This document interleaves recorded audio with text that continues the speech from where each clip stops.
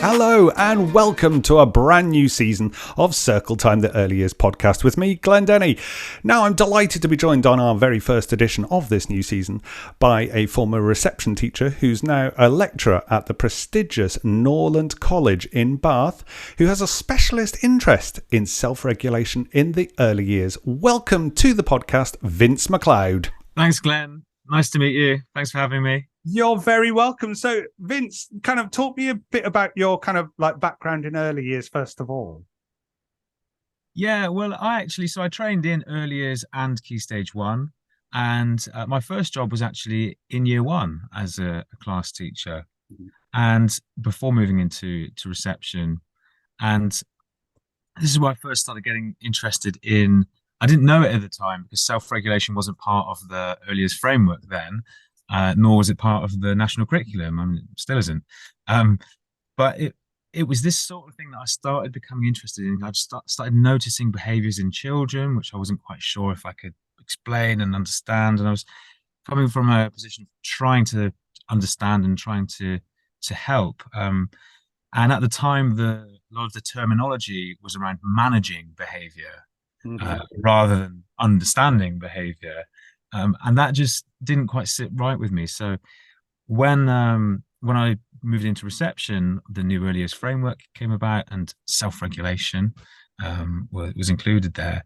And things started to click into place for me, and I started becoming more and more interested and just fascinated in the subject. No, I totally get what you mean, particularly kind of like the terminology part as well.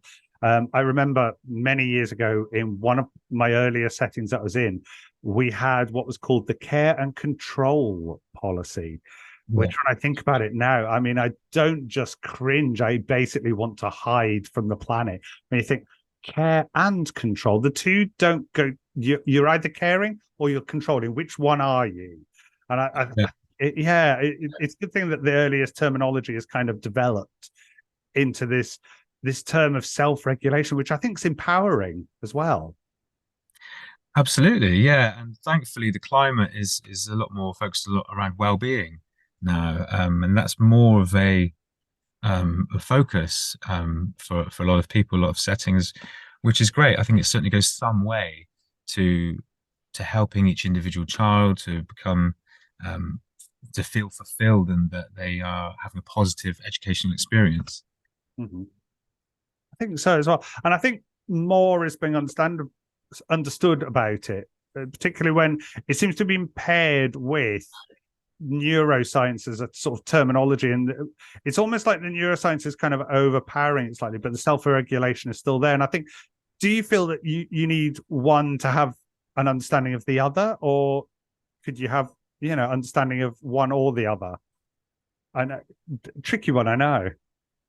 Yeah, so I think it certainly helps to have an understanding of the neuroscience, because that really does give you a lot of answers and gives you a lot of a roadmap really to understand what's happening inside these young children as they develop, as their brains and bodies develop, and how they begin to start being able to communicate more effectively with us. And that communication could be in the form of the behavior that they present, and that's what it is. But I think for practitioners, as we co-regulate and help children to do this, then, it's about recognizing what's driving those emotions and those behaviors, and trying to de-escalate the situation. And we talk about enabling environments, that environment that is comforting when children become confused and scared. So I think that's is great that we're talking a lot more about that now. And I think self-regulation for me is a bit of a blessing and a curse in terms of the term, because it almost implies that you should be able to do it straight away. Yeah. Then, if you can't do it straight away, well, now maybe you need some co-regulation. Whereas, in fact, self-regulation is born out of co-regulation and depends upon it. So, we wouldn't uh, we wouldn't expect children to be able to write their name straight away. We put in the precursory skills to enable them to do that, and self-regulation is no different. That's something which should be developed and built towards. It's cumulative, that children acquire. So yeah, and I also just think that it's thankfully it's included within the earliest framework, but the fact that it's not part of the national curriculum, and perhaps some Key Stage 1 and Key Stage 2 teachers, it's not on their agenda, can be a bit of a challenge as children make that transition, because not all of them would have got this skill down by the time that they're 6 years old. It's quite an ask, isn't it, to be able to self-regulate effectively every single time by the time you're 6. So yeah, I think that one of the messages which I believe in and try and say to people is that actually it's a continuous process. Self-regulation is lifelong, and even as adults, that famous song, "I get by with a little help from my friends." Mm-hmm. So we all feel dysregulated at times, even as adults. So certainly as children are coming out of the early years, they may still need that co-regulatory support. So really, a whole school approach is something which is healthy for children. Yeah, I'd agree with that. So in a previous setting of mine, I just before we started recording, I was saying to you, I did the level 2 neuroscience and self-regulation early years course, and that actually helped me to understand what was going on, and actually kind of, I don't know, mold the way I co-regulate with children. That it's not always about me stepping in. It's about sitting there and watching and like waiting till finding that moment where I'm needed to help them and to support them rather than just jumping in. But also it's that bit where you talk about it with your colleagues and you build up this culture of practice so that we're all doing the same thing and all children then feel supported. Yeah, absolutely. And I think that's such a key thing you said there about knowing when to jump in and when to sit back and observe. And I happen to think that that's just a really good disposition to have in the early years anyway, knowing actually when might children be better off without adult intervention, just exploring themselves with other children and knowing when actually it's time for us to just get out of the way and stop interfering with their learning. Of course, there are times when it's going to be beneficial for their learning too, and same with self-regulation. When we're trying to co-regulate with children, well, we first need to self-regulate ourselves, like you just said then, and make sure that we are ready and we are providing the appropriate co-regulation at the appropriate time. It is. I think that's the key bit as well. And I think, you were saying previously as well about sort of, the key stage 1, key stage 2 children who are maybe at the self-regulation stage yet. It may be that the adults that they've had in their life previously haven't been able to understand what's been going on and like when to support and when to back off as well. Yeah. And it makes me feel sad for the children. I remember that first job that I had in year 1. I was doing the handover meeting with the reception teacher who had the class previously. We were talking about some children, and then they identified a couple of children who they thought that I would likely struggle with based on their behaviour. Their struggle with managing their behaviour was sort of the way it was put. I was told that they had individual reward charts. One child even had their own area of the classroom that was strictly theirs and no one else was allowed to be in. And I was given some sheets of stickers and sort of wished good luck. And I thought, that just doesn't seem right to me. And I was an NQT and thinking, I don't think I'd had a great deal of training around understanding children's emotions at that stage, but it still at that point didn't feel right and felt that we needed to do more to try and get to know these children, so that we get to know their their behavior, and we can try and help them effectively. I think so. I think that's that bit about the sort of training and understanding for adults. It can be difficult for parents, but if the adults that they come into contact through nursery, through school, have actually got that training and understanding that they can talk about it with parents and say, have you tried this or have you tried that? Rather than just going, well, yes, it's just the way they behave. It's an interesting kind of development, I think, in terms of what we do. Yeah, definitely. And I don't know about you, Glenn, but in the pandemic, something that really stood out to me was the importance of parents being on the same page as the teachers in school. And one of the things which I actually really enjoyed and that was really successful was teaching the parents phonics and sending home phonics videos for the parents. Yeah. So that they could teach the blends and each week, and that was one of the most sort of positive bits of feedback that we had. Was they were like, can we have that for more, please? Can we have it for mathematical concepts, and can we have it for that? And I just thought it was great that the parents were so engaged and really not only did they understand it, they wanted it. They wanted that training to help form that cohesive bond between home and school that we know is so important. So yeah, absolutely. If more and more practitioners are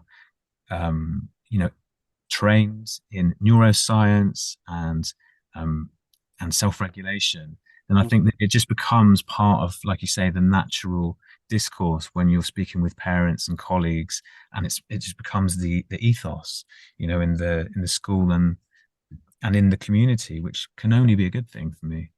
I know as well, going back to something else you said about the sticker charts and things like that. And yeah, if I think I've been doing this for 26 years, and actually kind of our attitudes have changed from back in the day when I first started to now. It's like I think our understanding of things grows, and it's that bit where we can't sit still. We constantly have to learn and improve and understand, because the whole landscape of early years and teaching just changes constantly. Yeah, I think so. And I think we need to also change with the times. But what I mean by that, an example is so recently, last year, the government created a sustainability policy that could be implemented within schools around the climate and teaching children about looking after the world and having sustainable practices, which I do agree with, and I think that's great. However, I think before we kind of get to that stage, we need to teach children how to be self-sustaining and how to look after themselves. They can't look after the world if they can't look after themselves. So I think that as ever, the unique child and thinking about the children as they grow up is really key and important. So yeah, that's it. It's about sort of constantly trying to adapt and change and think what's best for the children and what's going to serve them well in the world, as they progress and turn into the next society, the next adults. What skills do we think will they require? For me, the personal skills that we teach children will be their most valuable assets when they become older, because that underpins everything, underpins their relationships, their executive functioning skills, and the way that they're able to, their metacognition, the way that they're able to think about the world and life. And, self-regulation when life throws them challenges, will they generally be able to deal with those in an appropriate way? Yeah. There's something else I was thinking as well about how providing those skills for children, and it sent me thinking back to my own practice, and like we're getting the children to line up for lunch and wash their hands and everything else. and working with 2-year-olds as I was in my previous setting, and all of a sudden they just have this meltdown. And I think, it, because I kind of learned a little bit more about what's going on, and obviously there's so much going on in their busy little minds that literally just things are exploding, and they're like, hang on, what am I doing? I don't want to do this. No, yes, no, yes, no, yes, no. And it is almost like that. But I think previously, if I thought back a bit to, when I first started, I'd be like, well, no, you will do this, and you will come wash your hands, because this is what I want you to do. And actually, well, do you know what? If you're having your meltdown, that's absolutely fine. Do you need me? No, okay, I'm just going to be here when you need me. And it's that development in kind of their skills. It's like, okay, I value you as a person there, but actually I'm going to concentrate on these children that are washing their hands because they need me as well. But you let me know when you need me. And it's such a change in attitude, I think. Yeah, absolutely.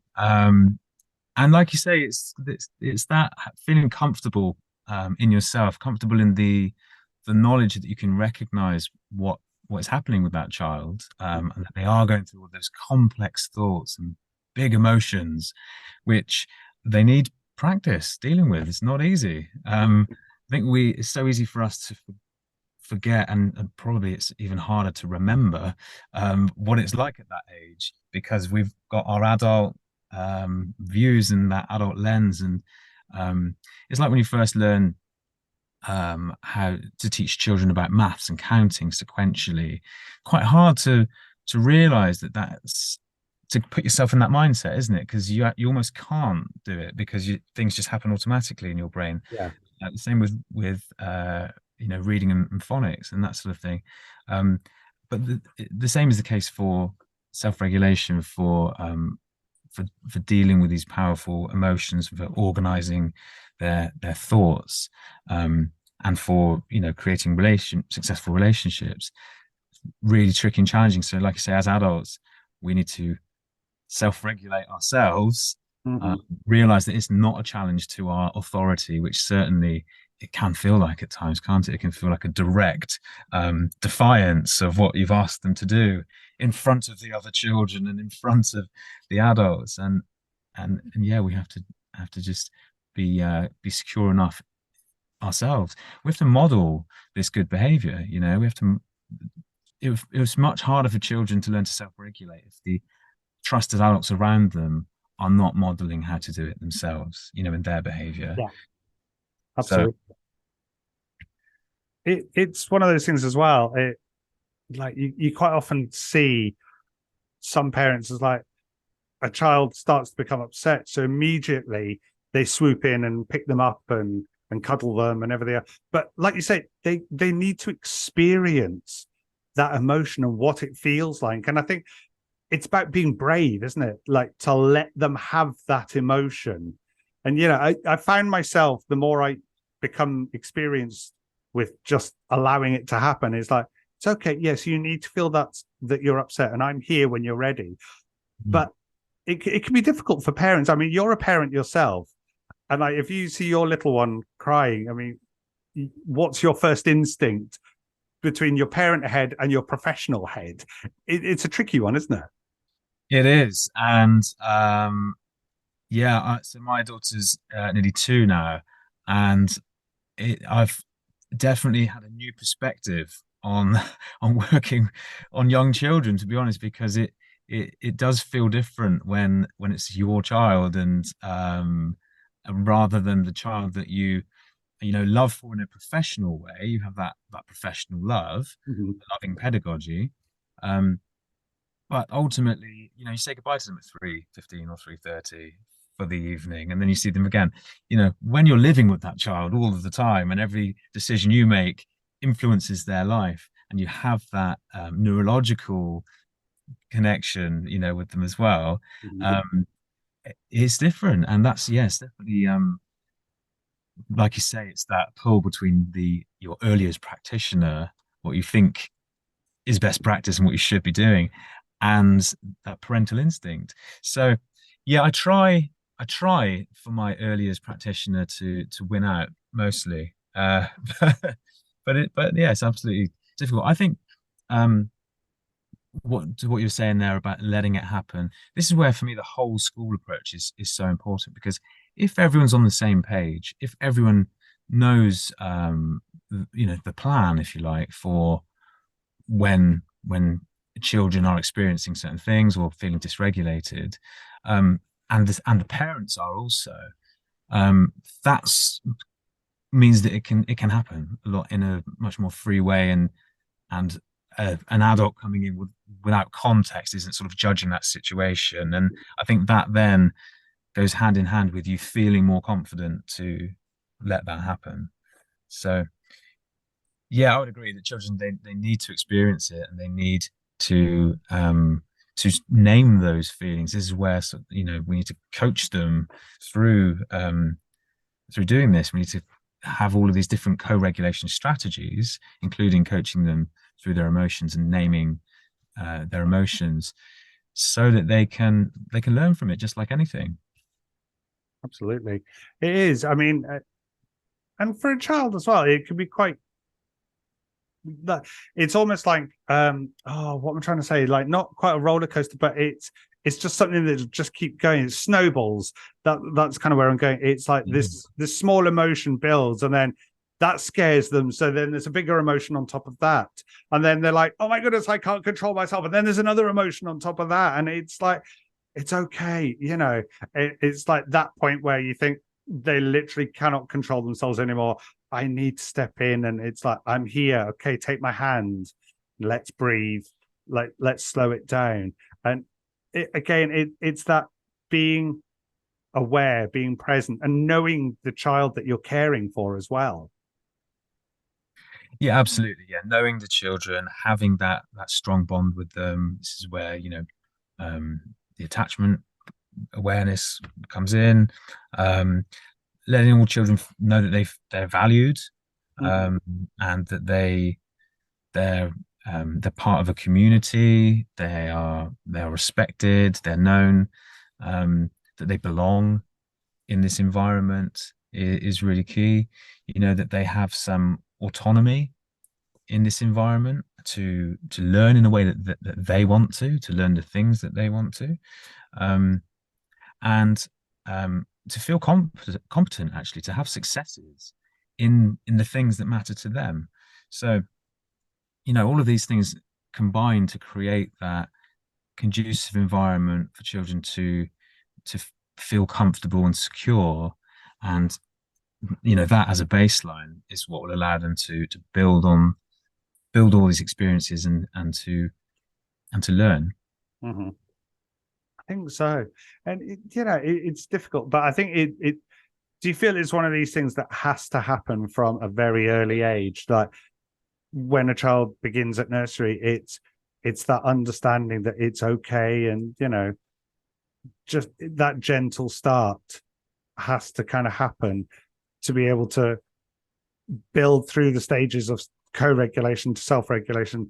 It needs to start as early as possible. Well, yeah, and I think that there's even research that shows that it happens from babies. There is self-regulation, self-soothing, um, begins from that age. So being attuned to self-regulation in general, but being attuned to children and to their feelings is just crucial, in my opinion, because it sets the tone for their views of the world, their experiences with adults, their experiences with learning, with life, with relationships. And certainly, we know that birth to five matters. I'm someone who happens to think that it should, birth to eight matters. I'm an early years to eight person, but personally, I still think that that's such a crucial stage of development, year one and year two. Also, we won't get into the whole play versus academic learning discussion now, perhaps, but That's another yeah, podcast. yeah, but yeah, so much brain development happens within the first 2 years of life, let alone the first 5 years of life. And those neural pathways are formed and solidified, at a very early age. So what happens with children from birth is so important. That serve and return aspect, the interactions that we have that we have with them, and the way that we model how to have conversations and interactions is just hugely important from a very young age. It is. I think as well, like, I mean, you could kind of almost touch on ACEs as well, like how that can have a huge impact on children's ability to self-regulate much later on, because the ACEs or whatever it might be have obviously interfered with that learning process of being able to, comfort themselves, or, be able to control their temper or whatever it is. Absolutely, yeah. So, um, that's completely influential, isn't it? And all of the research shows that it can um, have a huge impact on people later on in life as well. So um, really important that we can try and avoid um, those negative experiences and increase the likelihood for positive experiences. Definitely. Do you have, so if you're talking about self-regulation, or no, not self-regulation, co-regulation rather, do you Mm. have strategies that, practitioners could maybe develop themselves, or ways, what could we do as practitioners if we're not fully aware of what to do? Is there anything that you might recommend, or have you found that works, or? So yeah, I mean, first of all, just one of the tips I'd say is just remembering that behavior, whatever it may be, whenever it is, it's not personal. It's a means of communication, um, and looking to understand that behavior, that communication, and get to the root of it is something which will, allow you to help that child and help them to regulate and put the lid back on, you know, um, would be the first thing I'd say. Mm-hmm. Secondly, looking to de-escalate that behavior, never to punish, because like you alluded to, that is the children will remember that. They remember how you made them feel in that moment when they were at their time of need. Mm-hmm. So again, difficult to do, but something which is really important to remember is just to try and de-escalate the situation. Take the moment, I would say, beforehand. Take a beat. We've already discussed this. Regulate yourself so that you are prepared to help that child to co-regulate, and have the resources available in the environment so that it is an environment which is conducive for children to be comforted when they are dysregulated, when they're confused and scared. So, it could be whatever it may be, fidget spinner toys or something which the children may need to comfort themselves. There may be certain resources in an area of the classroom, sensory resources. Could be the outside learning environment, and it could be something which might help the child to name that emotion and describe and communicate what's happening to them. And then, there are many sort of resources for that. So, yeah, I'd just say, like we've already discussed, have those key steps that you can use, as a guide, and then have your co-regulation strategies and resources available so that whatever that child may need, you can provide them with the appropriate support. Absolutely. Yeah, I mean, it's that bit as well. Like, there was something I picked up on that you said there about actually taking a breath first, because it can be distressing or, well, alarming for you, I think. When you're witnessing this child just having a complete meltdown, and you're like, whoa, wait a minute, hang on. You really do need to gather your own thoughts first. They're okay, they're fine, they're on the floor doing whatever they need to do. But before you jump in, you actually need to take that breath, take a moment and go, right, what's best here? I think that for me is something I find I needed to do. Like when I first qualified as a practitioner like 100 years ago, it was it was that bit where I would just jump in and go, okay, what's wrong with you? Come here, I'll come and give you a cuddle because I think that's what you need. And now it's like, okay, let me have a look. What do you need? Do you need me to jump in? Not yet. You're too busy. You're too tied up in this emotion. I'll step back. And yeah, it's so important. I think you need to take that breath first. Yeah, and I also think that while you're taking that breath, you can um, observe objectively what do you think might be happening here. Is this something to do? Is it an affective display? Is it something which the child is dealing with, which is an emotional response to something? Is it cognitive? Is this where the child is having some challenges, and you may need to help them in that regard?